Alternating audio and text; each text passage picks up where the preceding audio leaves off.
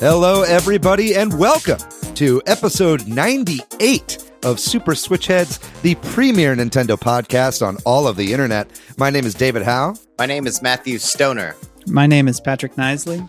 And boy, oh boy, we got a very special guest with us on this evening that we're recording. Ladies and gentlemen, Nate Bell joins the podcast tonight. How you doing, Nate? I'm doing pretty good. Thanks for having me, guys. Good, yeah. It's good to have you on. It's been a long time coming. Friends. I know. When you've talked about running this thing the first off, it's like you'll have to be a guest sometime. So yeah, good to be here. Yeah. 2 years later. We got right in under the 100 mark. It took 98 weeks. Plus some special episodes. But Nate, we have you on today's episode. We're going to be talking all about Smash likes. That is what we're calling them. It's essentially, we'll be talking about games that are very clearly inspired by Super Smash Brothers. Be it 4-player versus fighting games, platforming fighting games, anything that kind of falls under that banner, we'll be referring to as Smash likes. And there's more out there than you might think. And then also, surprisingly, not as many as you would hope. But we'll be getting into all of that with our main topic this week. Also, we've just got a shit ton of news. We were off last week. We gave you guys a special episode, so we've got lots of news to go over this week. Some of that including the release of the Monster Hunter demo, the Mario themed Splatfest, lots of new Mario 3D World and Bowser's Fury information. So we'll be talking about all of that in the news section as well. Very excited to do this show with you guys today. Other than that, how are we doing? It's been a wild couple weeks, huh? Yeah. It's been pretty nuts. Yeah. Hey, we have a new president. That's one good thing. It went off without a hitch, sort of. Yeah, that seemed to go pretty swell today. Lady Gaga seemed a little confused as to why she was there. But she's like, I only usually record to packed audiences. I saw a meme today that was like, I can't believe Mike Pence has seen Lady Gaga live and I haven't. It's not fair. Yeah, but it's been a wild world, man. Are we all doing okay? We having we mentally sound? We having good weeks? It's all right. Yeah, the Bernie meme of Bernie wearing his mittens is giving me life. There's one meme of Bernie wearing his mittens behind a merch table at a concert. That one's great. There's one of him as Isabelle behind the desk in Animal Crossing. I like to think he wore that jacket because it's the jacket he wore in that I am asking you meme. But I really truly think it's the only jacket he owns, which is cool. Anyway, now that we've alienated all our non-US listeners, I'm glad we're all together. It's been kind of a rough week for me personally with some stuff going on, but it's really nice to have you on, and I can't wait to get going with the show. Nice. Well, we did a episode last week about Steam Gardens versus Gusty Garden Galaxy, which is the better song. Matthew and David had a nice debate, and we had a vote. And yeah, unfortunately for Matthew, Gusty Garden Galaxy won. Well, hold on. We haven't tabulated all of the votes. We haven't? I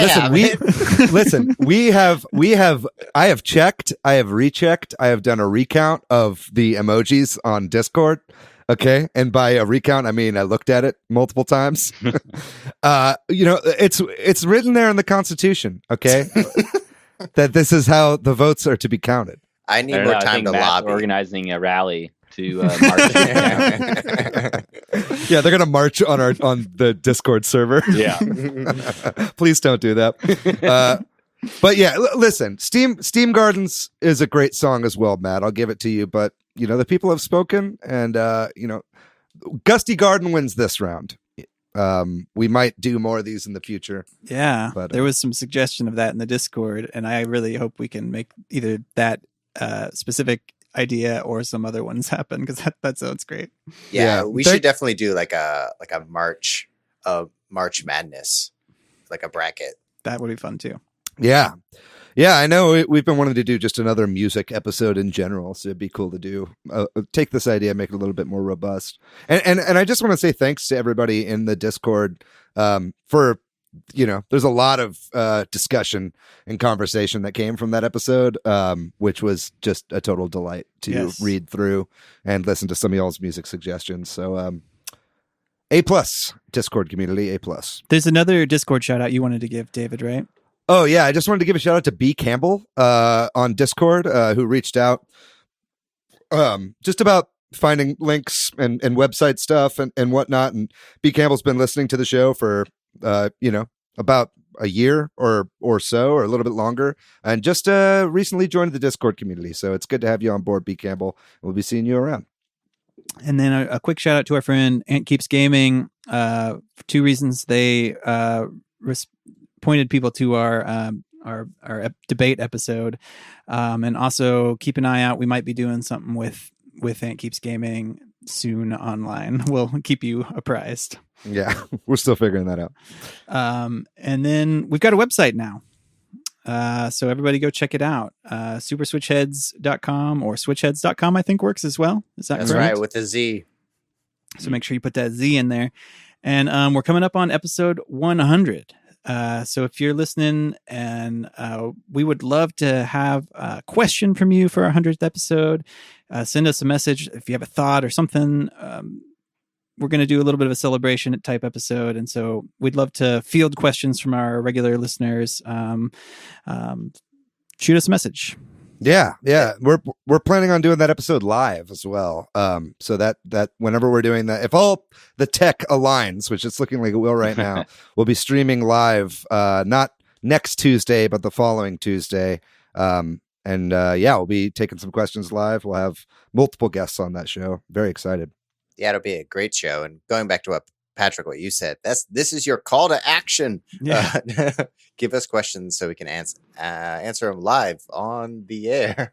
Yeah, and so that'll be February 2nd, the evening, February 2nd, okay. Central Time, roughly 7. Go to Discord, ask us questions there. Facebook, ask us questions there. Send us an email, tweet us, all the things. superswitchheadz@gmail.com.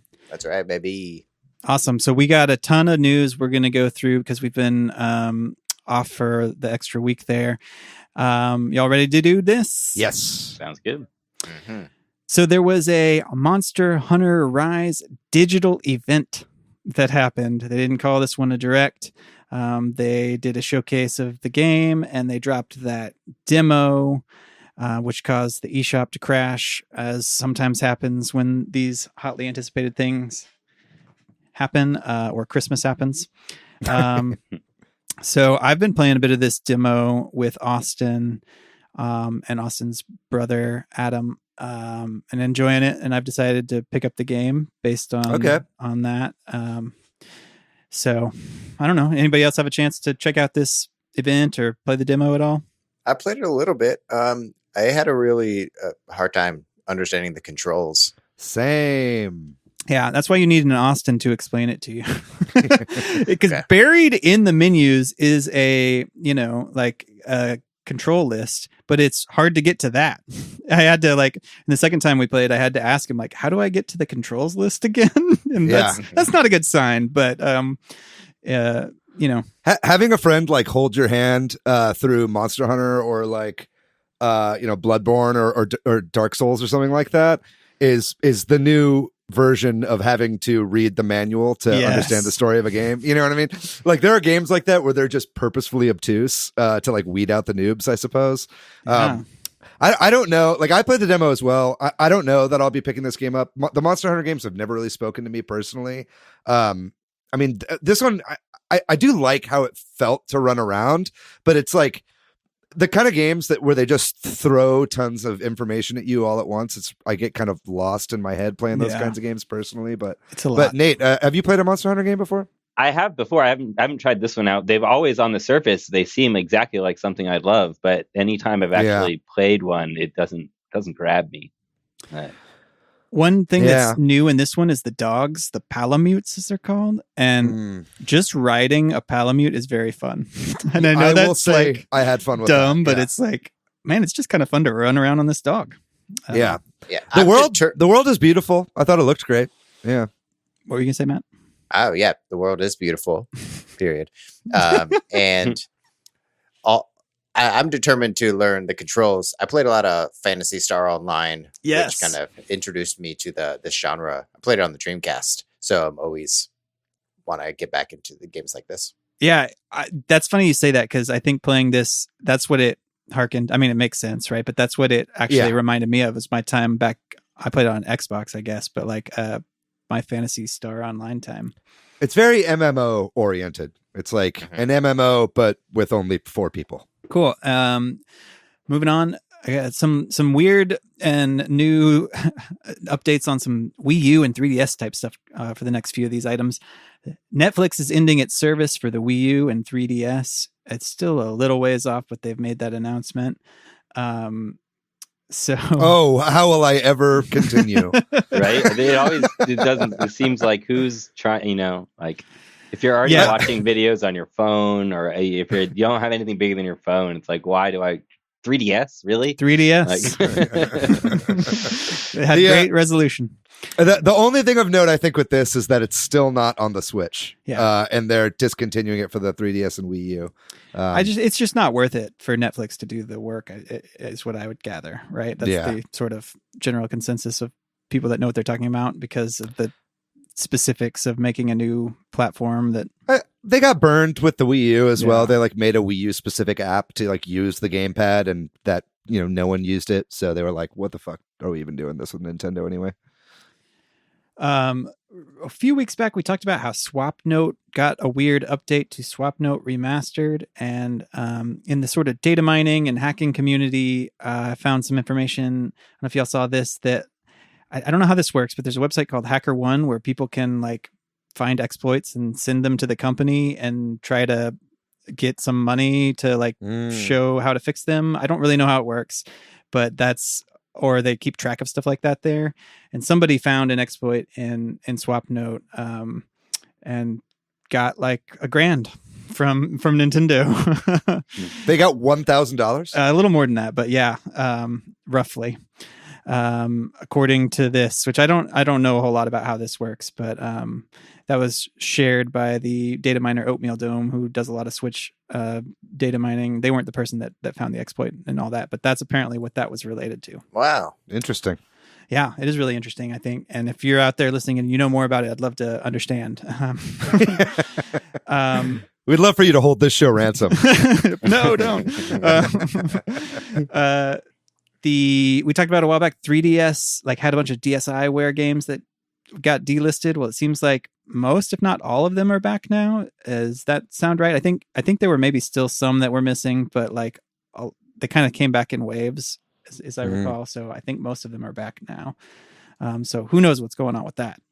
So this was kind of a funny one. Nintendo apparently used a fan-made render of Mario for the Super Nintendo World theme park website, according to the creator of this render, at least. And to Nintendo's or whoever did this credit, it looks extremely similar to the official Nintendo render. Yeah. But they obviously had to like Google it and then just grab it, which maybe whoever's doing the theme park website is not. Maybe they're not getting the right assets from Nintendo. I don't know what's going on here. Either way, man, I looked at that and I was like, "Are you sure that's not an official render?" Because if that's a fan-made render, then they clearly just were using an official render to base it off of anyway. Totally. So. But I don't know if this counts as fuck Nintendo news. No, I don't think so. It's probably like, yeah, exactly. Like it's a little gray area there. It's sus. Splatoon 2, there was the Mario Splatfest that was announced back in September happened. We didn't get a chance to remind people about it because of our week off, but it happened, and it was the Mushroom versus the Superstar, and the Mushroom team won despite David, you, me, and Emma's best efforts. we played a few rounds there. Yeah. Also, I don't know if we actually have this on the news, but this was part of the new Nintendo missions for the new That's right. the second round of the pins that are coming out soon for the Mario 35th anniversary pin set. That's right.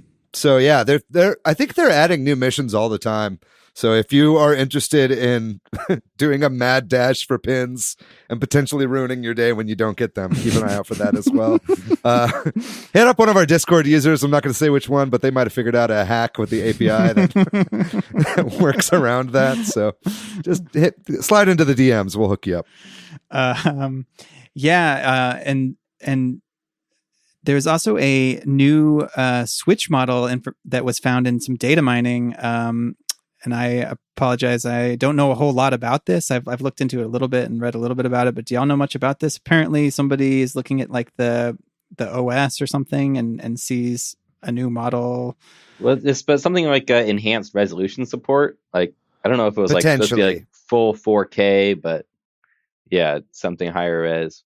So I actually listened to the whole like hour and a half podcast on this. Is that the Nate the Hate one? Yeah, Nate the Hate and MVG did a talk kind of breaking everything down. And other people have talked about this as well online. But yeah, essentially, no one's sure exactly what it is, but it's not like this is a rumor that people are getting information from somebody else. This is found in the current Switch firmware through data mining. And essentially, I think it's called Aula. The code name for whatever the system is, and no one really knows what it is. And you're right, Nate. We know that it would be using some sort of new screen that's different from the screens that they're currently using. What that means, everyone's been really just speculating on that, but a lot of people are speculating like an OLED screen of some nature. But whatever the form of this firmware is taking, it does support up to 4K resolution. And that's why people are kind of talking about now how like maybe this is information about a Switch Pro that's been leaked or some sort of whatever the next sort of Switch revision is going to be.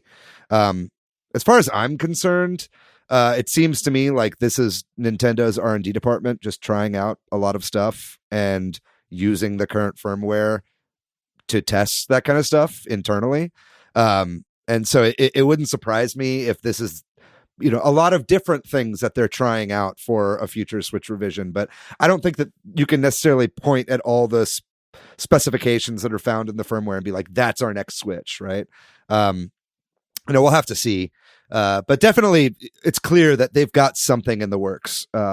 It's built off the current Mariko engine that's in the like Switch V2s, right? So it's not like groundbreaking, but it's definitely worth looking into if you're interested in the tech side of how the Switch runs. But yeah, it's interesting stuff. Nate, were you going to say something? Oh, it's just like, I don't even like, yeah, it just makes me wonder with stuff like that too. It's like, how good do games designed for the current Switch even look on something when you upscale like that? But yeah, that's true. I have a 4K TV and I have an Xbox Series S and a Switch, right? And the Xbox Series S is 1080 upscaled to 4K. And the Switch is just straight 1080 on the 4K screen. And the difference is pretty staggering, honestly. Like, it wasn't until I had a nicer TV that I realized. Like, even if they just did basic upscaling, not even with DLSS or any kind of AI enhancement, like, it would look better, I think, than it currently is. It does look a little muddied on the screen right now. So definitely I'm into it. I mean, I think, they're working with NVIDIA on the Switch, so if they were able to use that DLSS software, that would be pretty amazing. But we'll see. I mean, Nintendo isn't known for cutting edge tech. So we'll see what actually comes of this. But more confusing interface devices. Right. Yeah, exactly. That's the boundary they push. Yeah. The only update is that it's now compatible with Wiimote Plus. Well, we'll find out what a Switch Pro looks like, but we do have a new Switch, and it's the Mario Red and Blue Edition Switch, which is the first like regular Switch that's a different color. That's right. It's red. Stop the presses! It's very exciting, except for the kickstand. The kickstand is still black. Man, everyone is really fucking pissed off about that kickstand, huh? Yeah, they are. But it does jump out, and maybe. Wait, hold on, rewind. Did you say the kickstand is black? Yeah, it's a red console though. Nintendo are so lazy they couldn't even change the color. You're a $1 billion fucking company. It's got. I bought 20 copies of Animal Crossing for this. I bought Super Mario Bros. 3 6 times for a black stand. We can move on. Are you guys getting this? No, I mean, because I'm waiting. If I'm going to get a new Switch, I'm really holding off for this alleged Pro kind of thing. That's pretty much where I'm at too. It's like I would consider getting this, and then maybe even additionally getting a Switch Pro, but then that would mean I would have to like sell or like give away my current Switch, which I don't want to do because my current Switch is hackable. Oh yeah, that's true. What I mean, like I'm waiting until a Switch Pro comes out so I can just hack my current Switch into like an emulation machine. So it's like it doesn't really fit into my trajectory of, you know, I'm not going to be one of those guys that owns like 4 Switches. You know, I can't let myself be that guy. This new Mario Switch got announced right around when they showed off a new trailer for the Super Mario 3D World plus Bowser's Fury game. So they announced a 2-minute trailer like the night before, and I think that is fascinating that everybody's like, there's gonna be a new trailer. I also think that's like maybe they're not going to do directs if everybody's going to get excited about individual trailers, you know. But we'll see. But anyway, they showed off what Bowser's Fury is, right? Which is as best we can tell, a sort of a larger open area, which also has a mega giant Bowser and there's a term for this, right? The mega bell or something like that, where you can turn. They're like the Gigabell. Gigabell. Yeah. They're like kaiju. Yeah. So you can turn Mario into a giant kitty. Yeah, a big Super Saiyan lion cat that fights an enormous angry Bowser. This is weird. Let's just call it like it is. It looks so weird. There's a lot of sunshine references in it too, like because I think it wasn't in the US trailer, but maybe it was, where they show like the sunshine symbol, and you're picking up shines, and Bowser Jr. is there. Yeah, they're like meow shines or whatever. Yeah, right? Yeah. Bowser Jr. is like playable, like second it would player. be in like a Mario Odyssey, like controlling Cappy or something like that. But yeah, the overall structure of it is so weird that this is what they're packaging in with Mario 3D World, right? Yeah, because it really looks like a combination of Mario 3D World and Mario Odyssey. You know, they've taken away that like the cardinal kind of 8-way camera directions that you have in 3D World to a free camera. It looks like, you know, obviously it's not like a hub world and then worlds beneath. It's just like one big open area. It reminds me of like the Sand Kingdom or something like that in Mario Odyssey, right? And then, of course, it's got that kind of, you know, I don't want to say Dark Souls vibe, but it's like, you know, fighting, like, you know, from time to time, Bowser turns into this like Giga Bowser form or whatever, and it turns into night or something. You know, I don't know if they have a day-night cycle or what. Yeah, and then all of a sudden you just have to look out for like fire coming at you. It's totally bizarre, but I mean, I think it's great that, you know, they're re-releasing this game that I would have bought anyway because it's a great game and I want to play it online with people.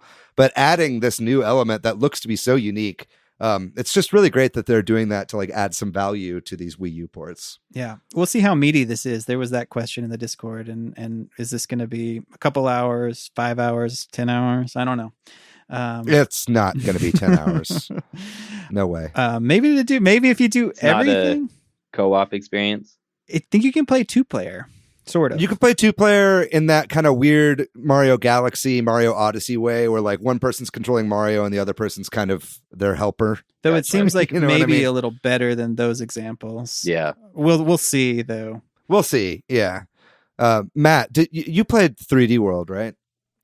Loved it. Yeah. Yeah. I forgot how much I loved 3D World when But I was reminded when I was watching this trailer and that the first song hits, the kind of the jazzy, upbeat a Mario 3D World song. And I'm just like, I'm back, baby. Yeah. I'm back being the only one on the block playing a Wii U. Right.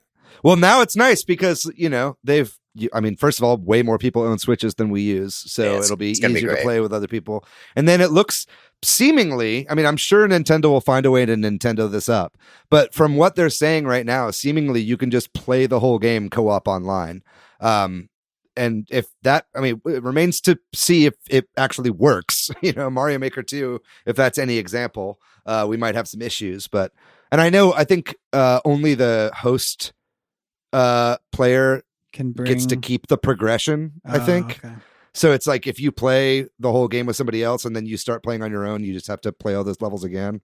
That's a bummer. But either way, I'm as somebody who's played through the game like multiple times already, I don't care about that. I'm excited to just play with some people online. And they actually, you can, maybe you were saying this, but you can bring a local player with you online. So like me and somebody locally could play with somebody else online, right? Yeah. So that's cool. Yeah. Can't do for that in Nintendo. Smash, yeah, but you can in this game. Yeah. And this, just a reminder, this game's coming out February 12th, so that's pretty soon. We only have 3 or so weeks there. Pumped. Pokemon 25th anniversary website went live, and apparently there's going to be some sort of collaboration with Katy Perry for Pokemon. And maybe other big names in pop music. We will see. I think that's what's going to get me back into Pokemon. The Katy Perry. Yeah. Yeah. Hey, Katy Perry's great. Yeah. I guess. Yeah. I just thought it was weird. They had that great like little trailer for the 25th anniversary. It was like a big Rube Goldberg machine with like a Pokeball kind of like rolling around. And then it just ended just with neon that said Katy Perry. And I was like, wait, what? Yeah. I thought the context of what was going on. I was so confused. I thought it was going to be like a sizzle reel for like a new song inspired by Pokemon. I was like, oh, I'm going to go listen to it on Spotify. And then it just ended. Yeah. Yeah. It's weird to like pump it up without much to like then go do. Yeah.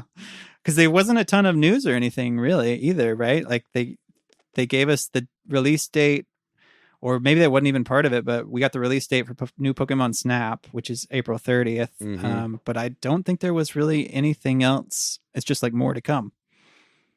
Right? Yeah, there's a Pokemon skateboard that was like in collaboration with Bear Walker skateboard. There you go. How could I forget? That's one thing, and some new merch planned, but I haven't heard of anything else. There's a lot of leaks right now that about potential. You've actually got on here and the notes here about a Diamond and Pearl remake that might be happening later this year, and and a lot of leakers have been saying like pay attention over the next month or so. If you're a Pokemon fan, you're going to be very happy, including Tiffany Treadmore has been saying that. We know she's been really on point. Tiffany Treadmore, who follows me on Twitter now, I will say a little bit of a shout out there. Claim to fame. Thanks for listening, Tiffany. We know you're a listener of the show. Hold on. Does Tiffany follow you, David, or you, Super Switch Headz the podcast? She follows me, David. Oh my God. Yeah. I love it. Because I'm like the only one who comments on her like political posts. But anyway, all of that to say, keep an eye on the socials for Nintendo and the Pokemon Company, because this next month should be like laying out the framework for what the year is going to be like. I think maybe just before we move on, maybe I'm the only one who loves pop music, but I'm excited for the collaboration. I love a good pop track, a good bop. Yeah. So I was actually upset there wasn't like a new song or something like that. I just wanted to feel good with the current state. Yeah. Yeah. Don't tease me with that Katy Perry banger. Just give it to me. Yeah. I know. Just let's hear that new tune. Just a mod Sayonara Wild Hearts to have Pokemon in it. Done. So moving on then, there was a big Xbox article in Bloomberg about the 20th anniversary of Microsoft getting into the game console business. And there was just a little tidbit that was funny about apparently Microsoft tried to buy Nintendo at one point. They tried to buy so many people. I read that. It was funny. I like how they just basically said that they took the meeting, but then we're just like quietly laughing at them the whole time. Like, Yeah. It made me think of the South Park, like American great big penis, and something like it's like I just see them, just oh man. Yeah. So that was funny. I guess it was like somebody told. Yeah, I guess they at the time Microsoft was also looking to buy EA, and like you said, they were trying to really just throw they their tried money to buy around. Midway. They tried to buy like everyone. They're like, yeah, I don't think we're pulling this off. We need somebody who knows what's going on here. But they ended up having to do it themselves. Well, the interesting kind of I think product of that, and this kind of goes in with what we were talking about a couple episodes ago about Nintendo buying Next Level Games, is like Microsoft is like, okay, well, we can't buy Nintendo. We'll just buy Rare, because Nintendo never bought Rare. They kind of like left it open. They had shares in the company, but then that was kind of up for grabs. And then Microsoft bought Rare and then kind of squandered it, right? like they bought Rare, and then like all the glory days of Rare were gone after that. Like all the N64 glory days, like never But really. David, we got Xbox. grabbed by the ghoulies. Well, yeah, but that was like the last Rare GameCube game, right? Like It was on 360. It was a terrible game. Yeah, well, maybe it was multi-plat, but either way, I think it's good that Microsoft didn't buy Nintendo. Not that it ever would have happened anyway, but I just am afraid that Nintendo would have suffered the same fate. Yeah. Moving on then, couple of job listings that have been spotted: Indie Cube and also Next Level, which was recently fully acquired by Nintendo. Both now Nintendo subsidiaries apparently are hiring. The Indie Cube job listing suggests that there is some sort of new Mario Party that may be in development. Surprise, surprise. What? Kind of surprising. I thought they wrapped up that storyline. Yeah, right. Yeah. Compelling world. It ended so well. Yeah. And it was Super Mario Party for the Switch. We really need it. 12 or whatever it would be. Yeah. And I don't know about the Next Level stuff. That's kind of interesting. I totally called this, by the way. Whenever Lee posted in the Facebook group about like, what does this mean? It's like, well, they'll probably hire a ton more people now. Yeah. Now that they're like owned by Nintendo.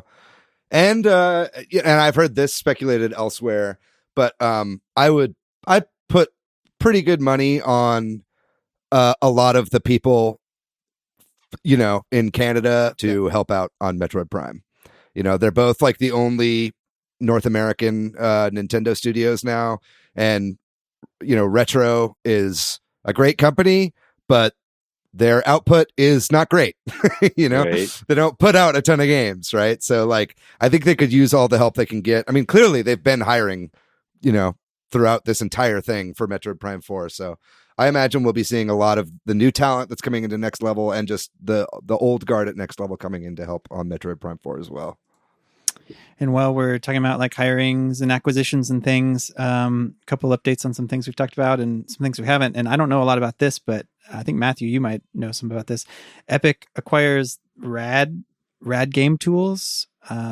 Epic is obviously the Unreal Engine owners and Fortnite and all that, but I don't know much about what Rad Game Tools is, and Me either. if this is just some sort of consolidation or.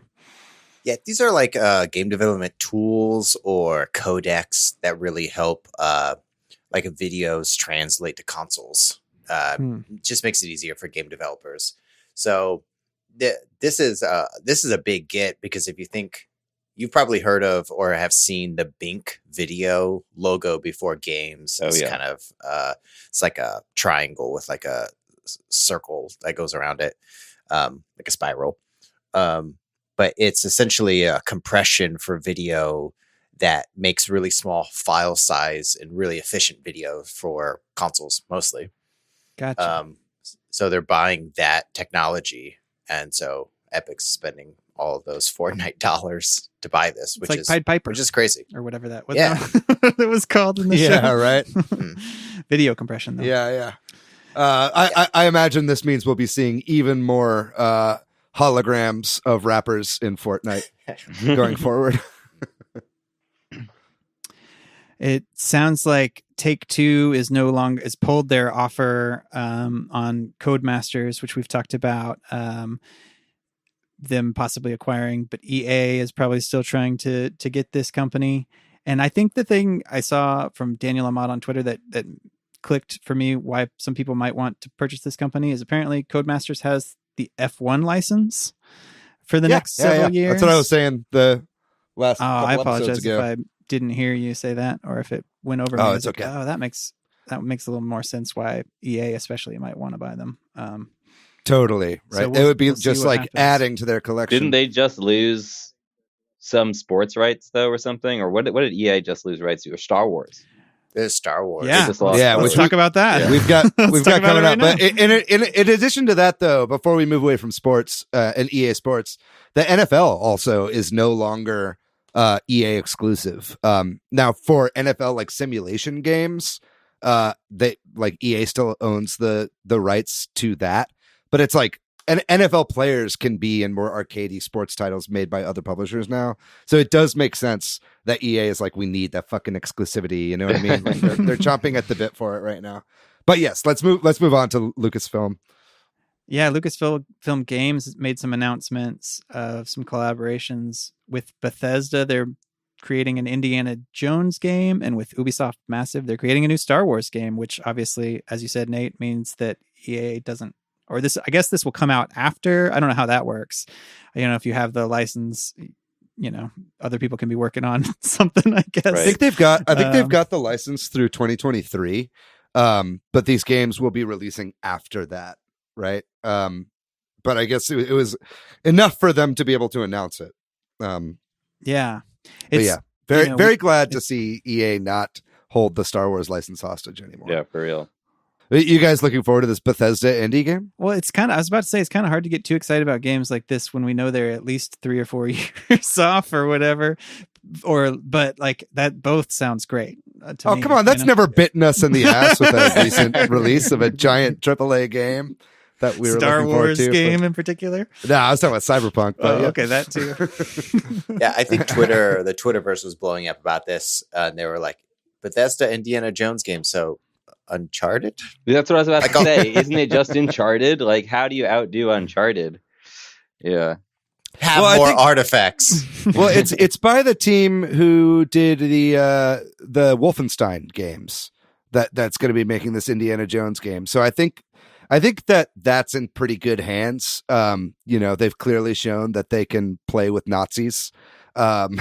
So I think whatever they do in that period should work out pretty well. But does Wolfenstein have isn't it just like a first person shooter? Do they have traversal mechanics and stuff in Wolfenstein? Is that studio really have experience with stuff like that? Because that's what would scare me about Bethesda doing it. It's like, because you think about, I don't know, most Bethesda games that I think about, like their traversal mechanics aren't there. It's you walk, you know. Yeah. Well, run. Yeah. You know, I don't think that. And I'm actually forgetting the studio that makes the Wolfenstein games. Machine Games, right? Yeah, like Machine Games isn't really known for their like platforming or their exploration, but I think what Machine Games does really, really well is world building, right? And so I think that makes me excited. But you're right, Patrick. It's like a fool's errand to get hyped up about a game that you know is like 3 to 4 years away. So we should probably just stop talking. Okay. Have you all played any of the Wolfenstein games? Yeah, they're great. No, they're so much fun. They're super over the top. Yes. People come back from the dead. It's great. Yeah, you can have a nuclear bomb explode real near you, and you can survive it. Yeah. Yeah. What? One question, because Bethesda is now owned by Microsoft, does this mean that this Indiana Jones game will be a Game Pass exclusive or a Microsoft exclusive? It's a good question. I don't know. I don't know. What Big Daddy, Big Dick Disney has to say about it. Yeah. All right. Anyway, we're a Nintendo show. We should move on. Moving on to talk about something that isn't Nintendo too. While we're talking about Microsoft buying Bethesda, apparently there's been a lot of rumors of Microsoft and also Amazon and Google trying to throw their money around and acquire game studios, and that's also got a lot of gamers nervous because nobody really wants Microsoft's fine, but nobody really wants Amazon and Google to buy up game studios, right? Like that's a little bit makes you nervous that they're gonna. Hey Google, stick to search engines. The only thing you do. Yeah, that one thing you do. Just stick to that one thing. Thanks. And then we got the December and the end of the year for 2020 NPD numbers, which is the US sales numbers of video games, hardware and software. And just a couple quick things. Obviously, the Switch is doing great. I think it was the best-selling console in December and maybe overall in 2020, I believe, as well. And that means the Switch has been like the best-selling console for, I don't know where we're at now, like over 2 years or something, somewhere in that range. If they were going to lose steam at all, it would have been that first year or the first month that the new systems came out, and they kept it at number one, which is impressive. And then I thought this was funny. Somebody pointed this out, that it's like the first time since the game came out, and y'all help me. When did GTA 5 come out? Was it like 2013?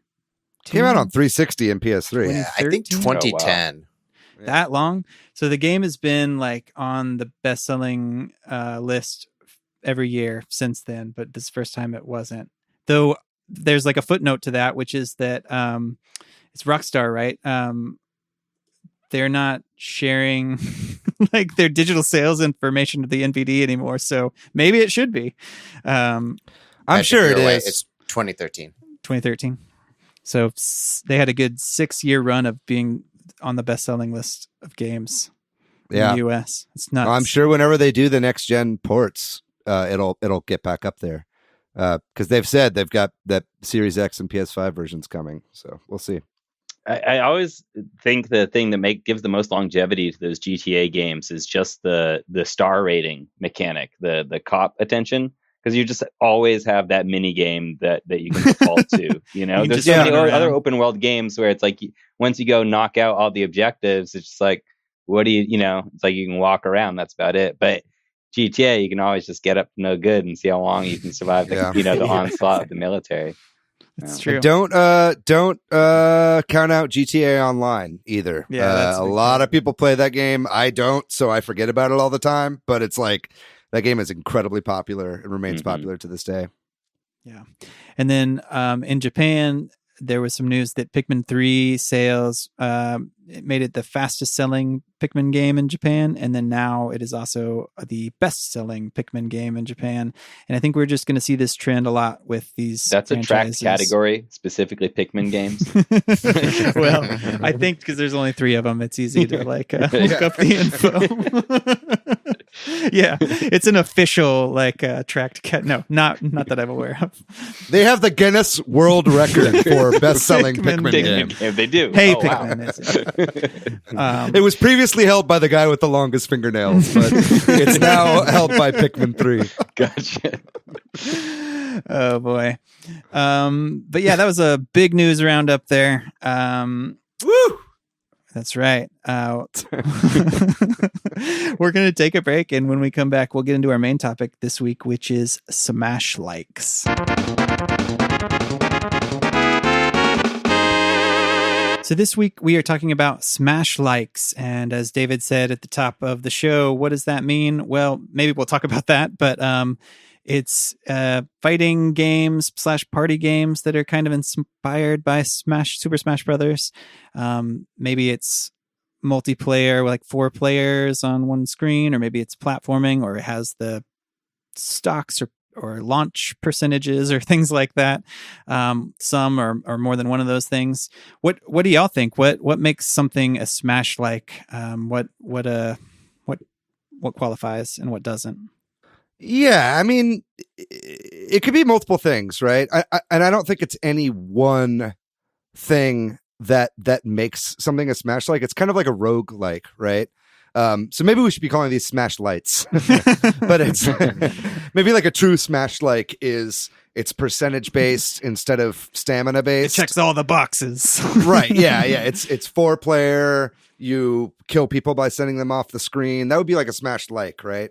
But I think really there's lots of different elements that it could have. I think for me personally, the biggest one is that it's like a competitive game that has like fighting elements, or feels like a fighting game that has like platforming elements, right? Mm-hmm. I think like that's why like people aren't even sure if you would call Smash a fighting game, because it almost feels more like a platformer in a way, where it uses that verticality way more than you would see in normal fighting games. So I think personally for me, I think that's kind of pretty crucial for a Smash like. Yeah, the verticality is like integral for it to start feeling like Smash to me. Totally. Like, oh, I'm not just stuck to the ground here with this tiny little hop, Right. Like even Marvel versus Capcom has some degree of verticality, but you still feel so bound. You're not Right. like, you can't like just jump and move up. It's like you got to know the crazy input to get up there.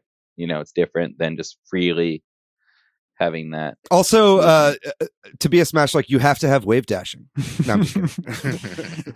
It goes a long way. Yeah, it does. And then I guess, and some of these do have wave dashing. Yeah, they included. do. I guess the other question I'd like to pose is, why would you play a Smash like instead of Smash? That's a really good question. The biggest one that jumps out to me would be, hey, I don't have a Nintendo or something. You know what I mean? Some of these games. There's an accessibility thing too. Like, like Smash, especially the modern Smashes with the massive roster. It's like, if you don't know what these characters do, you're pretty SOL. Yeah. So a lot of these Smash likes out there, they're just a lot more accessible. There's a lot less that you've got to absorb to be able to be competitive.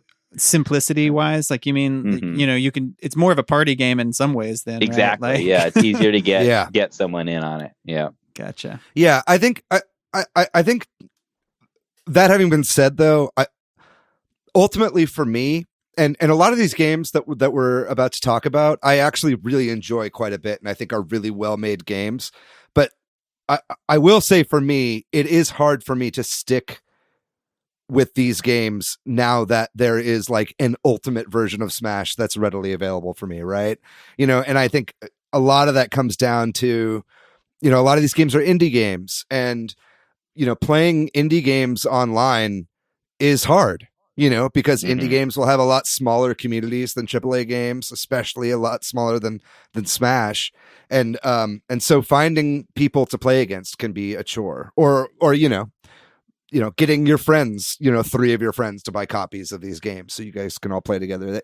It does pose quite a bit of a problem. I know one of these specifically I played a lot of right up until Smash Ultimate came out, and then I never touched it again.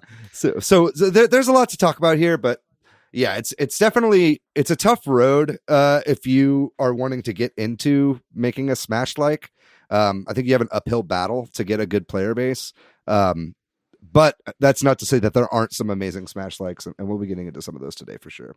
Well, yeah, maybe it's time. Unless there's anything sort of big picture that y'all would want to talk about. I think we'll keep this kind of conversational. A lot of these games that are on our list, I have not touched, so I don't have a lot to say about. A couple of them I've played, but mostly I've just played with y'all. So I don't, Yeah. So I would say, like, generally I agree with David, kind of what you're saying. It's really hard to pick up these Smash-like games when Smash Ultimate is just so good. Mm-hmm. And I think of something like, we have an entire genre called Metroidvania, but we haven't had a really good Metroid game in a long time, or like a really stellar Castlevania in a long time. So games like Ori or other, Metroidvania games have really thrived to pick up that space. And Hollow Knight, of course. I think if we didn't have a Smash Ultimate or have a Smash for a really long time, as long as something like Metroid, then these Smash likes will probably be bigger. Right, and that's a lot of time when I find myself getting heavily into these is when in the lull between the releases. Totally, exactly. Yeah, for sure. Yeah. I like playing Smash likes just for the fact of one of my favorite parts about Smash is having all these characters be pitted against each other.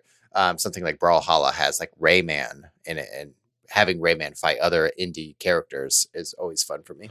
Yeah, and I think a while ago, I was kind of always saying, it's like, why isn't there a Smash for every kind of IP? You know what I mean? It's like, it would make so much sense for there to be like a Disney Smash game. You know what I mean? With like all the IP that Disney owns, including Marvel and Star Wars and all like Disney. With that PlayStation one they tried to make. Well, The that's PlayStation All-Star. That's the first one on the list, and let's go ahead and start with that. Yeah. I was just blown away with that. That's like they're like all of these other ones, these indie ones, did it better in my opinion. It's like how did Sony whiff so hard? Yeah. But so anyway. let's start with PlayStation All Stars, because that I feel like it was funny actually. Like I just added that to this list because I kind of forgot about it because that game is DOA and has been dead for a very long time. They never did a sequel, I don't think. Maybe they did for the Vita or something like that. But that was core mechanics. Like the win mechanic was so busted in my opinion. Like you could just like get your ass whooped, and it's like, oh, my super's active, so now I get to eliminate some of your characters. Totally. Like I think that was the main for problem eliminations were really weird. Yeah. It kind of took PlayStation All Stars came out after Brawl, right? So it basically took the idea of the Smash Ball and made it like the main win mechanic, kind of like their big final move. And to me, whenever I play Smash, I hate playing with Smash Balls. You know what I mean? Like that has never been. That's always just felt like a cheap way to win, and it's kind of not skill based. Whenever you like win, I mean, it can be, and there's some fun to be had with the mad dash to like break the ball before anybody else. But like that's not why I play Smash. You know what I mean? Like I'm playing Smash to like control these fun characters. Well, I feel like most of us play items off Smash too, right? Yeah, 100%. Yeah, and so So I feel like PlayStation All Stars was definitely a bit of a whiff, but I really give them credit for being like one of the only major AAA Smash likes that I think has ever existed that I can think of. I don't know if Brawlhalla counts; it's gotten pretty big, but it's not AAA. And so, and I think the thing that PlayStation All Stars had best going for it was its roster. Like PlayStation has some like really solid IP. And some really solid exclusive characters that they could use. And they even had like weird characters too. I think they had like Big Daddy from BioShock in that game. Yeah, there were some weird characters. Yeah, they had Parappa the Rapper, Sackboy from Little Big Planet, Sly Cooper, and then the most weirdest thing was like Sweet Tooth from Twisted Metal. Right, it was always such a surprise. Oh, that's awesome! It's like it's like the Captain Falcon. Yeah, super throwback. Yeah. Well, he can get out of his car. Get out of the vehicle. Yeah, no, fuck you guys. There can only be F-Zero games in cars. But yeah, PlayStation All Stars. I definitely got it, and I played it. Like I tried to play it. But yeah, like you were saying, Nate, it's like the actual way that the matches would play out didn't feel very good. They kind of tried to do a bit of a hybrid of kind of the percentage meter that goes up and you get further flown, but then also like you could just kill people and knock them out like you would in a normal fighting game. And so I think for me, where the issue really lied there was they didn't really stick with one or the other. And I think if they had like chosen one and stuck with it and given it the proper support that it needed, I think that game could have done well. But we got to give it lip service, though. I mean, they tried. They really went all out. And I think they thought it was going to be a lot more successful than it actually was. Well, so that before we got on the air, you were like, I can't wait for you to try to defend Brawlout. But that's my favorite thing about it is that I did like their overarching match structure mechanics. Because it is very much just percentage based Smash. You can build someone, you can get a meteor smash on someone at like 30%. You can still pull that off, which there was not an option for in All Stars. You couldn't pull off something skill based like that. But its really unique thing was its sort of rage and burst system, where as you like, you would you could build up your rage by dealing damage or by taking damage. You build up more by dealing damage than taking it, but either way, you're kind of guaranteed at least to get to one burst throughout a match. And when you pop it, it like reduces your knockback, increases reduces how much you get knocked back, increases how much you can knock back opponents. And it gives you this really awesome chance for a rally. And when you actually pop the burst itself, it gives you some iframes. So it gets you invulnerable for a moment and gives you a guaranteed knockback. So you could even get meteor smashes off that. Like if somebody's coming out for you on a meteor smash and you have a character that has a little, you saved an extra jump, you can pop right above them and then pop your burst, and boom, you get a guaranteed kill there, and they respawn into you being like highly damaged, like just in rage mode where you can just like almost get another stock off in that time. Yeah. So that was my favorite thing about it. And then again, what you cited about any of these, why isn't there a game where I can fight as this character or that character? I just was drawn to it because they added Hyperlight Drifter. He was really satisfying to be play as, and then the Guacamelee and then the dead guy. Guacamelee guy Juan, and then the Dead Cells. They added the main character from Dead Cells, and I enjoyed playing as all of them for sure. Yeah, but, and that game by the way was Brawl Out. That's the game we're talking about here. Yeah, and Brawl Out. That's available. I'm pretty sure that's available on everything. I know it's at least on Steam and Switch. Yeah. That was a game that I bought. That was definitely one of these that I bought and played and then never picked up again after Smash came out, right? Because I was playing it on my Switch and I was like, this is scratching that itch. And that is, and you touched on this, Nate, that's what I liked about Brawl Out, was that it's the one that kind of felt the most like Smash. There's another one on this list that I think feels even more like that, but at the time anyway, like Brawl Out, like, it wore its inspiration on its sleeve. It wasn't trying to like hide it or be like, oh, this is what makes us different. It was like, and in fact, if it felt like anything, it felt like N64 Smash, right? Because you don't have the charging smash attacks that started in Melee, right?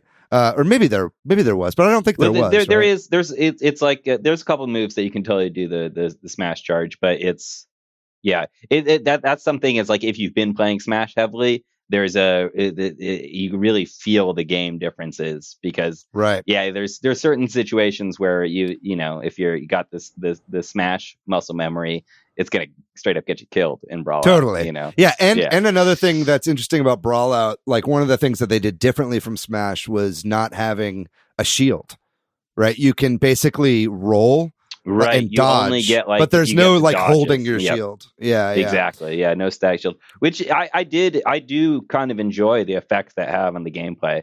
Does it make it like faster for you? Turtling moments. Yeah, it's faster paced. Because it's like you're fighting a Bowser and they throw up their shield. It's like you can, if you're quick, you'll grab them or do a proper shield counter. But they can just sit there and tank a bunch of damage, and it's just like this stalled out moment, which you just don't get. It just keeps flowing. And I'd be very interested to see Brawl Out's numbers after Ultimate came out, because it was like the only game in town for a while. Yeah. So I went from being able to queue. I was still playing at the time of release, and the queue times went from like sub 1 minute to like 5 minutes. It was pretty cool. Yeah. That's like whenever I try to play Tricky Towers online now. It's like, y'all, anybody? Crickets? Hello. Anyway. But so that's... Sorry, go ahead, Matt. Yeah. It's just like talking about Brawl Out. I haven't played it myself, but I think probably a discussion that we'll get to in all of these games is we talk about like what the feeling is and that it feels similar to Smash but different. Just kind of want to get more information about like what that feeling is. It's just like a floaty aspect or a weight or gravity part of the game, or is it the knockback mechanics and how far you knock back? Like what specifically? I think it's all that stuff. Okay. Yeah, it carries a lot of that. The camera as well. I think the thing that because of that, since you have that platform. Oh, actually, that is one thing I really do like about the stages in it. Like Smash stages, whenever there's like stage houses and stuff, it's usually kind of like a cycle where things respawn. But there's certain stages in Brawl Out where there's like persistent destruction to the stage, and it's kind of cool just how it really changes the fight dynamic in a permanent way as a battle progresses on a stage. But what I was saying is that like that the fact that you can jump, you can roll, you can dodge in place, the fact that you have so many different ways to react to a given situation is a big part of Smash. You can just get the hell out of the way if you want. And it's like, I'm going up here now. I do like that a lot. Yeah, it just had the same timing. It's like you could tell that they were like, even the way the camera moves whenever it like kind of zooms out or follows players or gets tighter when it's a one-on-one. Like it just had that kind of feel. And I mean, it helps it was like a 3D game as well. Because I think there are other games that do stuff similarly, but they're 2D or pixel art or whatever. Which actually we should maybe talk about. That's a good segue into the next one is Rivals of Aether. Is a game that has been on PC and Steam for a long time and actually just released on Switch. I don't know that Switch is like the best place to play the game personally, just because like the modding scene for Rivals of Aether is like fucking robust. And they just add tons of characters that aren't available in the Switch version. But Rivals of Aether is it's been around for a long time, and it's probably, for my money, the best Smash like when you're talking about games that really feel like Smash. It kind of reminds me of if Super Smash Brothers released on like the Super Nintendo or something like that, right? Where it's got this pixel art style. It's got a really robust fighting engine, but has like kind of more simplistic graphics.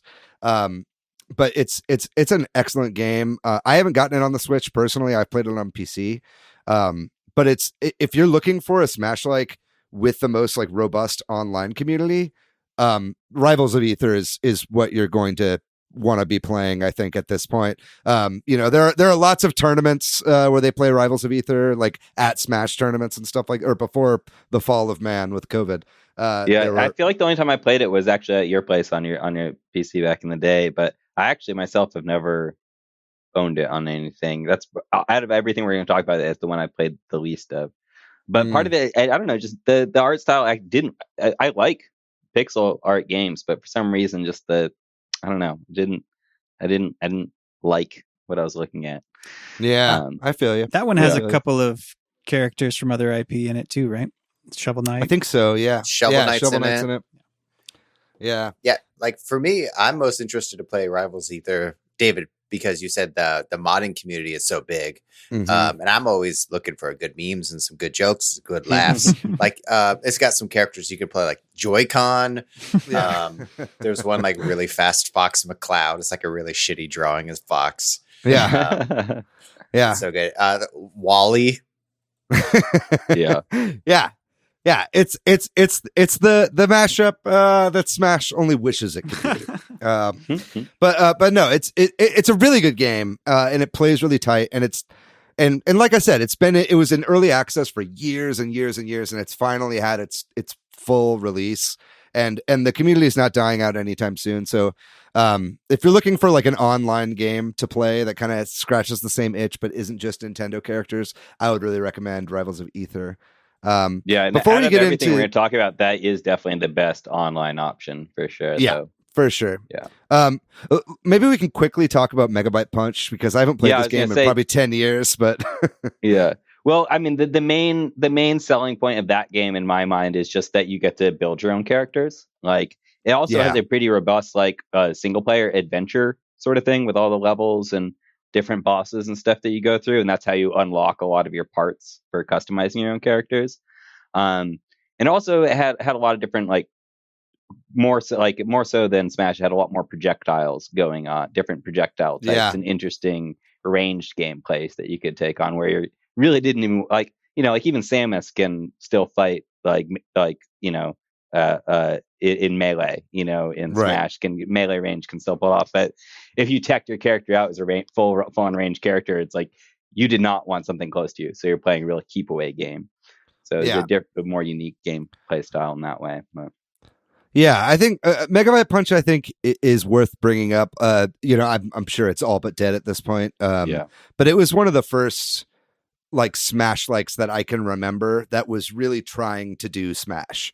Right. Mm-hmm. Like it was totally percentage based. Yeah. And it was on PC. And I just remember playing that a long time ago and be like, oh my God, they finally made another kind of Smash game that you can buy, and now it's kind of a relic of the past, but you got to give a shout out to Megabyte Punch. Megabyte Punch has also came out on the Switch in May of 2020. So if you wanted to play it, you can. It's available on Switch today. I had no idea that. Well, it was I wonder if they've Switch. updated it. I'd almost want to look back over it, see if they've added anything to it. That's crazy to me that is on the Switch now. I also want to see numbers for that game. Mm-hmm. The next two games we're going to talk about are arguably Smash likes. I always think of them in the same breath as Smash. But let's start with this next one, which is Samurai Gun. And the upcoming sequel, Samurai Gun 2. God knows when that game's coming out. It's supposed to come out in 2020. Come on. I'm supposed to already have a copy of it. Yeah, you're a beta tester for that game, right? I'm supposed to be. Yeah. Yeah. I won that right. Yeah. So quickly, just to kind of explain how Samurai Gun works. Samurai Gun is a 4-player fighting game. You can play with between 2 and 4, but it's a single screen kind of fighting platformer game similar to Smash, where you all play as samurai. But I like to think of it as Smash, but stripped down to the very basics. Yeah, I always just say one hit killed Smash Brothers. Yeah, it's one hit kill Smash Brothers. Everybody, all the characters only have 2 attacks. One is your samurai sword, which you can do directionally, so you can swipe that up, down, left, or right. And then in addition to that, every life that you have 3 bullets that you can shoot out of your gun, which are your projectiles. But then once you get rid of those bullets, you're out of bullets until you die and respawn. Yeah. And I think that the thing that makes this game not so similar to Smash is its scoring system. Kind of the main scoring system in the game is kind of like Bomberman scoring, well, yeah, right, where it counts the kills that you have. It's first to 10, but you can put it on stock. In fact, yeah, I know you can, but I feel like that's not the way that most people play. That way. Yeah. But Samurai Gun has kind of blown up, especially in like the indie game dev scene, as like the de facto kind of Smash-like indie party game for that group of people.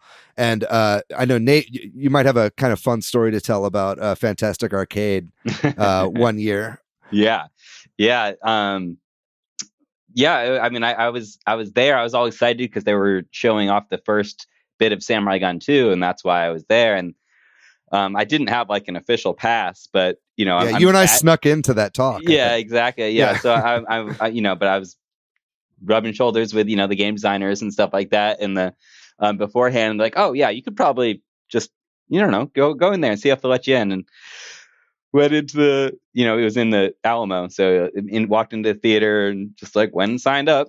And they had a tournament. It was the 32 person tournament, and I beat everyone else in that. And then one of the game developers, Adam, comes out in this like, he's got a cow head like mask on and like a shiny cape, and meanwhile they're like typing something in, they boot up like a special dev level that's like on fire, and there's the Kawarasawa is there, and the character also has a cow head and a rainbow cape, and he has his dramatic entrance, and he told me after the fact that he was watching me play, he's like, oh, I got this guy, I still got this guy.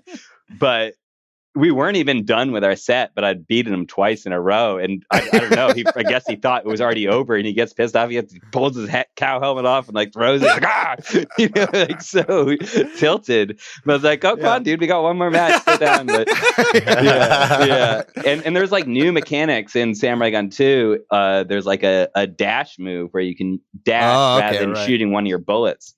And the entire fight versus him, just the whole tournament, I'd really been not using it because I've over 600 hours. I've over 600 hours in Samurai Gun 1, and then just like, I didn't want to mess up. But I did get there's a recording online of this too. It's probably like Alamo, whatever. But I got my very last kill that I got, and I used the dash. Very good. Very good.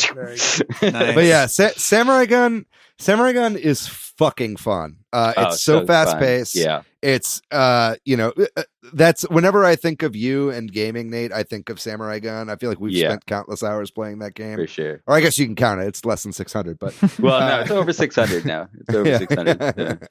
But yeah, it's a super fun game. Unfortunately, the first game is not available on the Switch, but any day now we should be getting an update on Samurai Gun 2. So I really recommend checking that out whenever it eventually comes. Yeah, they just launched a Discord, so I need to actually get on there. I haven't actually gotten on the Discord yet. I'm on the Discord. You are? Yeah, I need to get in there. And then another game that I would put in the same vein as Samurai Gun is Towerfall. And also, sorry. Something really unique both these games have is that they have like Pac-Man style looping.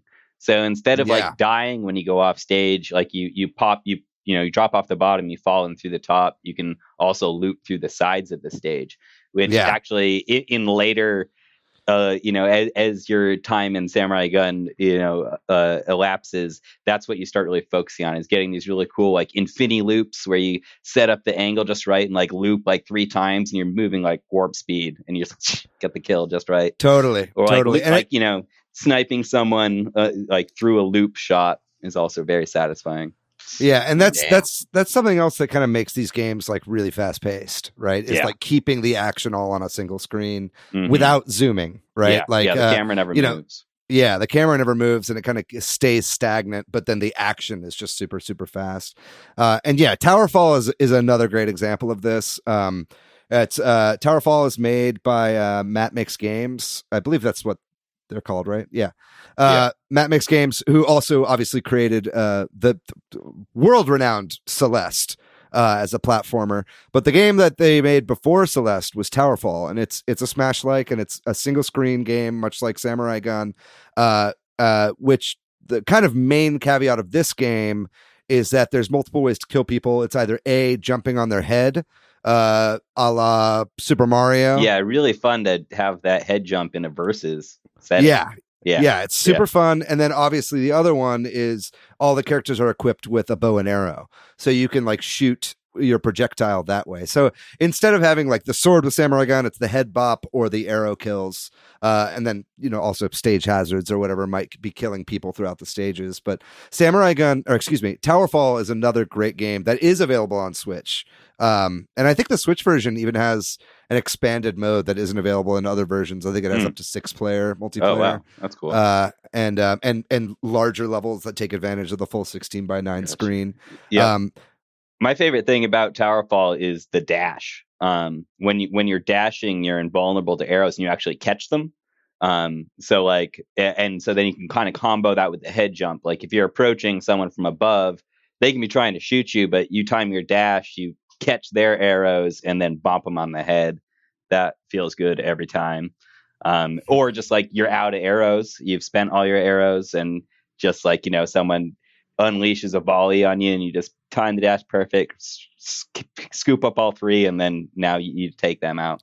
Really satisfying. Towerfall is a really excellent game that I actually am really missing playing now that we're talking about it because that game is so much fucking fun. Towerfall doesn't have an online match. It does not. Right? It does not. So it's like couch co-op. That's the part. Yeah, it has versus really and co-op. It does have couch co-op. Where some of the challenge levels get pretty nutty. It's pretty. Yeah, the co-op is fun. The bosses are pretty good in that game. Yeah. The whole game is really well designed. Yeah. Like Celeste, I'm sure a lot of our listeners have played Celeste, and that game is really tight. The pixel art is beautiful and simplistic, but still very evocative. And Towerfall has all that stuff in spades as well. It's just a totally different style of game. The characters have a lot of personality, even though they're only a couple of pixels. Yeah. So that's a really excellent game that we'd have to recommend. Maybe we can just go through the rest of these really quick.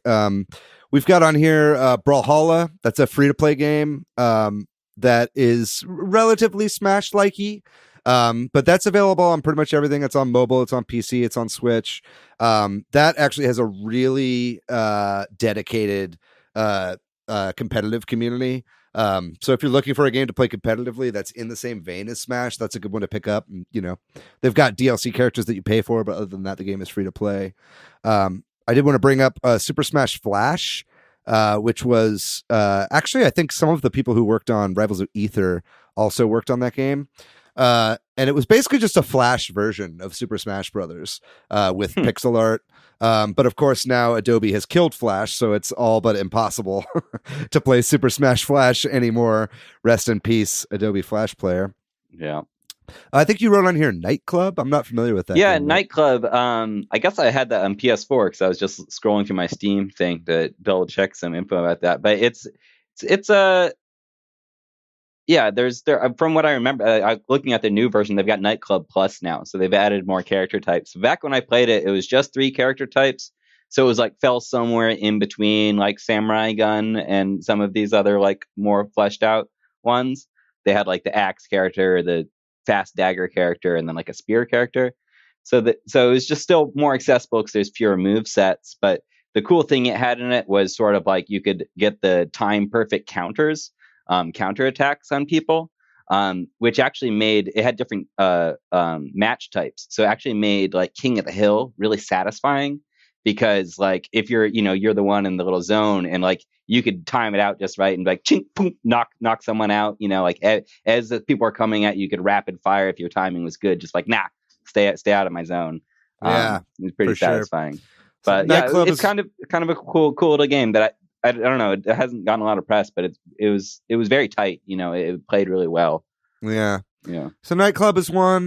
We get into some that are kind of arguably Smash likes, but definitely worth mentioning. Yeah, just more party fighters. Yeah. Yeah, Duck Game is a good one of those. That's very much got that platformer fighter feel that Smash has. But it's an always item mode type of game. Like you have no attack. You have to get items to be able to fight. But it does have this very satisfying feature where you can just quack whenever you want. And there's a lot of joy comes from taunting with quacks in that game. Yeah, I'd say Duck Game is like a nice mix between like Smash and like Super Crate Box or something like that, right? Where you have all the different weapons. Yeah. You gotta give a shout out to Nidhogg 1 and 2. Oh yeah. The main reason I wouldn't call this like a full Smash like is because it's just 2-player. Mm-hmm. It's just like a one-on-one game. It's more like a tug of war style. Yeah, game. It's like rock paper scissors meets tug of war as far as how you're trying to win. You have like high, medium, and low stance, and there you have a couple different. You can like do some jump attacks or crouch attacks to try to like really switch things up. But you can even disarm your opponent and stuff like that. Yeah. But then you even have a swordless move set. Rock, paper, scissors meets tug of war meets fencing is my pitch for Nidhogg. But definitely worth playing. And we got a couple others on here. Stick Fight and Gang Beasts are also games that kind of scratch that party game itch. But unlike a lot of these other ones, they're very imprecise. They're really kind of wobbly, goofy games. So they're definitely heavier in the party game. They're not a like high end competitive fighter. Yeah, the part of Smash that Sakurai likes, these games do really, really well. Right. Yeah, it's like where he's like, I don't want anybody to take this seriously. Like that's what these games are all about. They're kind of like, especially Gang Beasts, has kind of got that like physics simulator kind of Octodad kind of exactly. Yeah, like you control each hand independently. You can like punch or grab with them. Yeah, it's kind of goofy, funny. Anyway, that was a pretty exhaustive list there. I don't know. For sure. Yeah, those are the Smash likes that are worth checking out. Yeah. Well, anything like in conclusion, any sort of like summary after talking about this, like what, going back to the original If you're still questions. listening to this, thank you. First of all, we've been waxing poetic about these games. Obviously, we're both very passionate about it. I think it's maybe worth just quickly, we kind of talked about it at the top, but it's like, it's hard, I think, to make a Smash like, you know what I mean? Mm-hmm. Because there's just a game that already does it so well and has been doing it so well for over 20 years. Yeah, for real. It's like, it's hard to put your hat in the ring and really be like, hey, I want to make this kind of thing. And I talked earlier about like, why aren't there more? And I think that a lot of games, or a lot of, different IPs or franchises could really use this, like long running franchises that have lots of unique characters. I'd love to see like a Dragon Ball Z, Smash like, or like lots of these fighting games, like adding them platforming elements. But I think people are just scared to go against the big dog, right? Mm-hmm. Yeah, like Nate, you were talking about Brawl Out, and you were describing like meteor attacks, like Smash meteor attacks, and you're like using the word Smash, which is from the main game who created the genre. Yeah. I think too, a problem is that a lot of these like indie Smash likes will bring in characters from other indie games, but they're all fractured over several of these different games. And it's like, it's almost like all these developers just need to get together and like make one game with all the indie characters. You know what I mean? Because that would be fucking amazing if there was like a Shovel Knight, a Hollow Knight, a Dark Souls, or what's the game you were talking about? The dude that's in, anyway, it doesn't matter. having all these indie characters in one would be really amazing. It's just like, that's a lot. I mean, it's incredible that Sakurai was able to pull it off at Nintendo, Right. having all these characters from all these games anyway. Yeah, and you know, you go back to 64, and there's definitely some clunky elements. I think the long running nature of this series, they've really managed to hammer out all the little like hiccups and really get it tight and smoothing, which blew me away when they added tripping. You know, like Yeah. That was what? misguided. But yeah, any of these games, that's where they always fail to me, is where it's just like, you know, you're not getting the response you're expecting, or you know, maybe they haven't like super fine-tuned the lag time between when you can jump and then dodge and stuff like that. Well, we should probably wrap it up. For sure. Awesome. Well, we'll take a quick break, and when we come back, we're going to talk about the games that we've been playing recently.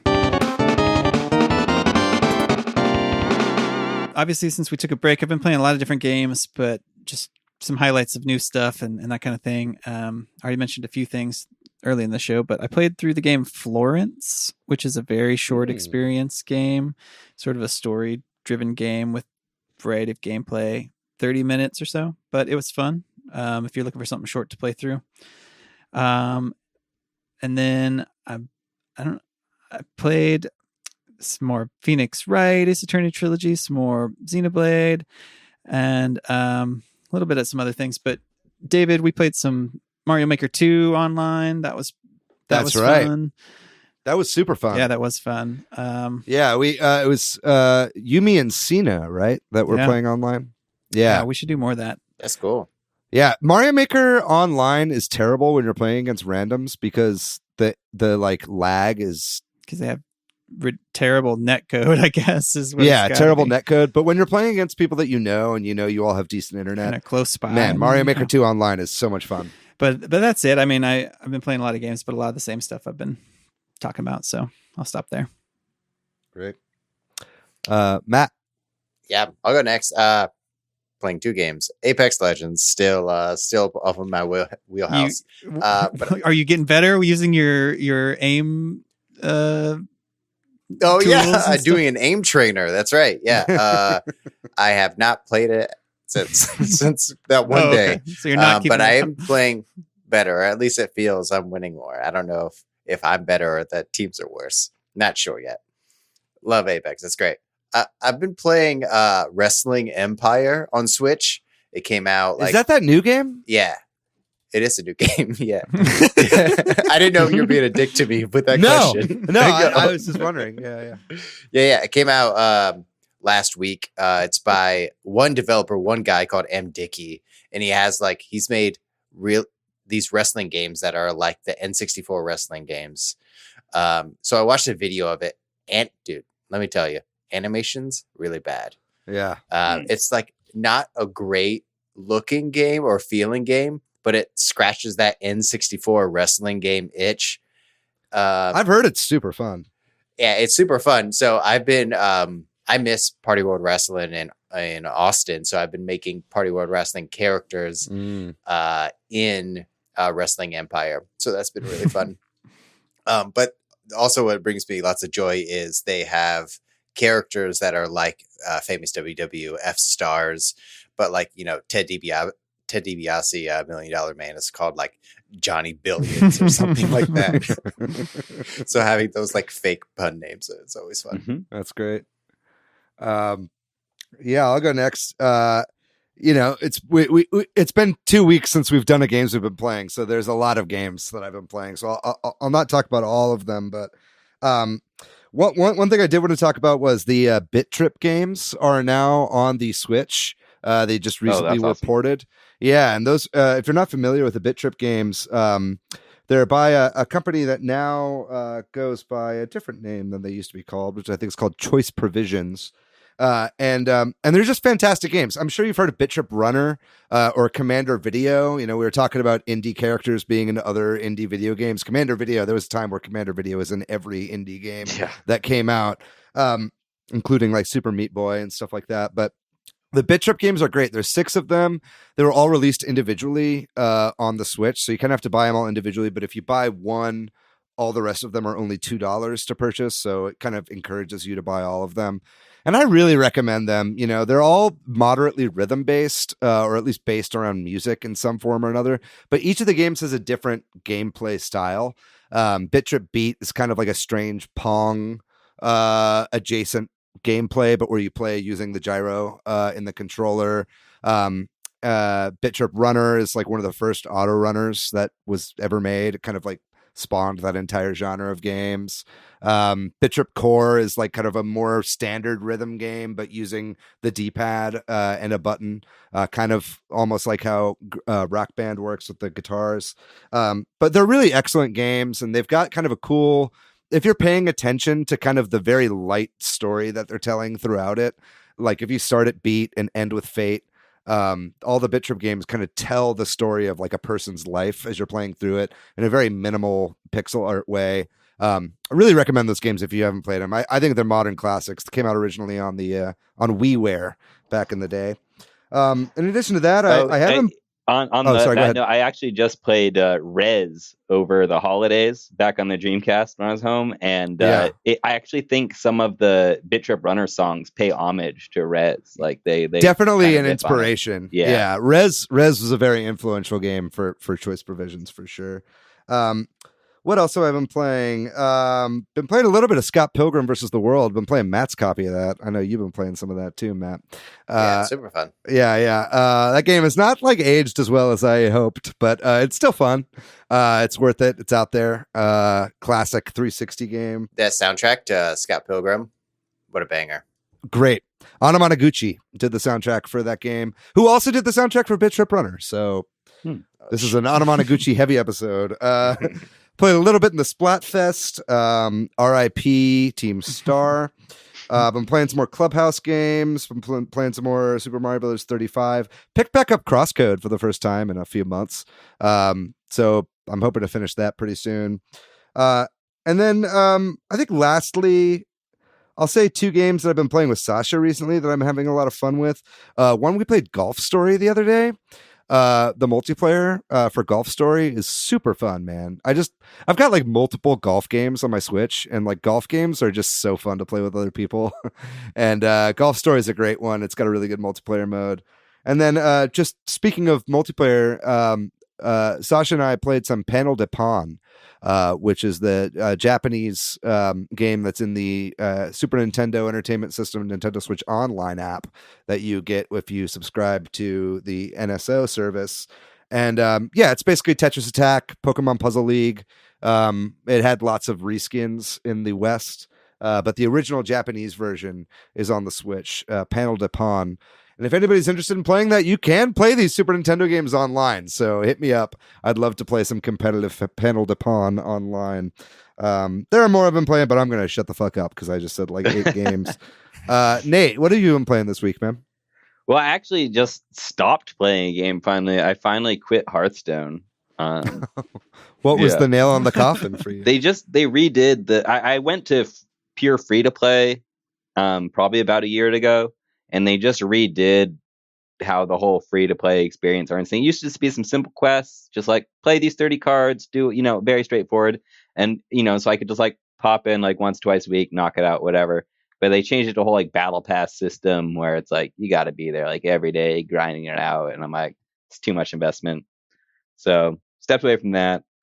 It just became impractical. And oh my god, like the expansions in that game cost 3 times as much as they did when it first came out. So I was just Jesus Christ. No way I'm paying like $300 a year to play Hearthstone. Sorry. That's fair. Yeah.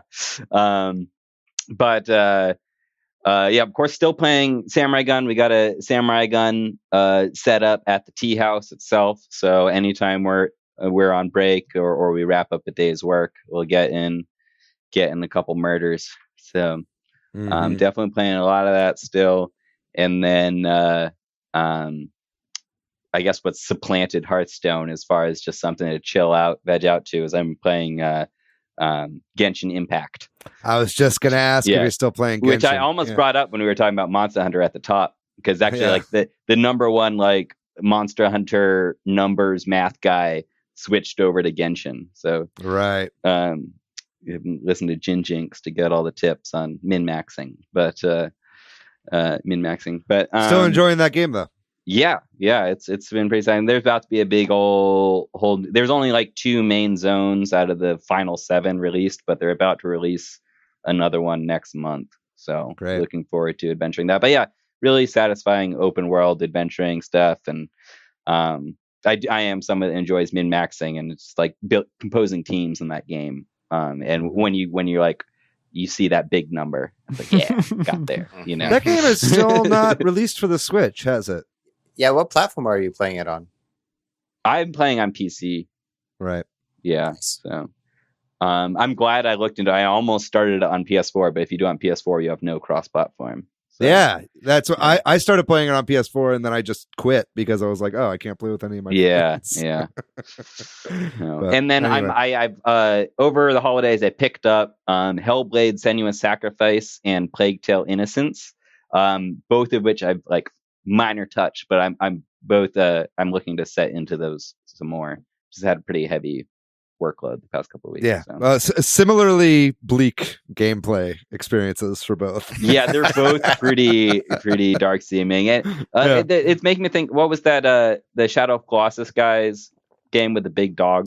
Yeah, The Last Guardian. Yeah, I'm expecting something like that where they're more about the atmosphere and story than like full on the actual gameplay. Yeah. Yeah. A lot of deep exploration into mental health issues. Yeah. Awesome. But yeah, that's my list for now. Awesome. Well, that does it for today's episode. Thank you so much, Nate. Thanks for coming on and talking to us. Yeah, it was a lot of fun. Thanks for having me. That was a blast. We'll see you on episode 196. right. Yeah. Yeah, maybe hopefully Samurai Gun 2 will be out by then. Right. I'm sure it will be. You know what, David? I'm going to applaud your optimism for saying we're going to make it to 196. Oh, yeah. We're going to quit right before episode 200. Thanks to our website designer, milkyway.co. Check them out. Thanks to Corduroy for doing the music for our show. And if you're looking for me, Patrick, online, you can find me most places as PDYX. Hey, I'm on Twitter, Matthew, MATHYOU. I'm pretty much everywhere on the internet at Monolith Fiji. And what about you, Nate? Where can people find you online? I was just thinking about where do I direct people. It's like, I guess go to westchinatea.com. There you go. We just launched Resi today, so you can book some tea tastings, the tea house. I'm there every day. So, yeah, stop by. If you're looking for an authentic Chinese tea experience, for sure. And you're in Austin. I don't know. You ship elsewhere? You ship elsewhere? Oh yeah, we service the whole U.S. and then we're probably about like 18 countries we've opened up internationally. We're not fully global yet, but we're working our way there. Nice. You're getting there. Yeah.